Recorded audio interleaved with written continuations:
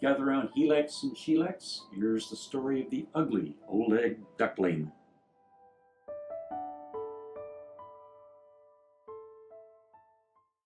Once upon a time, in a lab far, far away, Kodak created the OLED duckling and sent it out to play. This ugly OLED duckling was nothing like his brothers, made of organic polymer rather than silicon like the others. The industry was disgusted, for lead ducklings were much cheaper, but we scientists knew better and decided to look much deeper. With a pinch of polyfluorine and a couple of emissive layers, the ugly OLED duckling knew how to convince the payers. I hear you asking, how can this be? Well, let's take a look at the chemistry. There are organic layers inside this OLED duck. Well, what does that mean? Yeah, who gives a Okay, wait, you're done rhyming for now. I'm going to take over this part. An LED is built by doping semiconductor materials, N-type and P-type, and creating a junction out of the two. OLEDs, on the other hand, replace the semiconductor material entirely. In the most fundamental OLED, the first layer is the cathode, which is a reflective metal contact, usually aluminum or silver. Next is the organic conductive polymer layer, usually derivatives of polyfluorine or p-phenylene vinylene. The final layer is the anode, which is a transparent electrode, usually indium tin oxide. When a voltage is applied across an OLED, a gradient is generated in the molecules of the organic layer.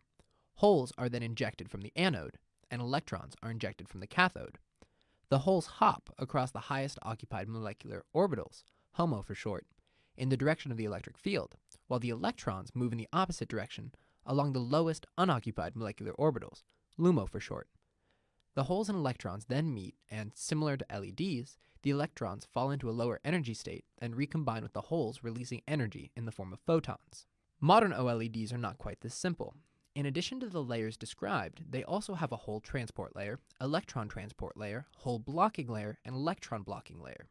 These added layers improve efficiency by allowing more direct control of recombination. Are you done? Yeah, I'm done.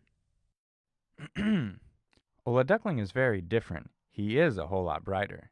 He's also thinner, flexible, transparent, and even lighter, with a wider viewing angle and no backlight to be seen. His efficiency left LEDs appearing with less gleam. OLED duckling has a job to pay for Gary's scotch, used in screens on TVs, phones, and even Apple's watch. He plans to work with solar cells, both transparent and clean, together making window displays you have never seen. Okay, hold on one more time. You are not explaining this well enough. OLEDs aren't the greatest at everything.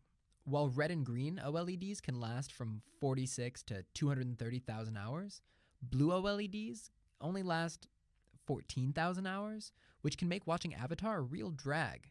Not to mention, they are much more expensive, and unfortunately for your OLED duckling, are very susceptible to water damage.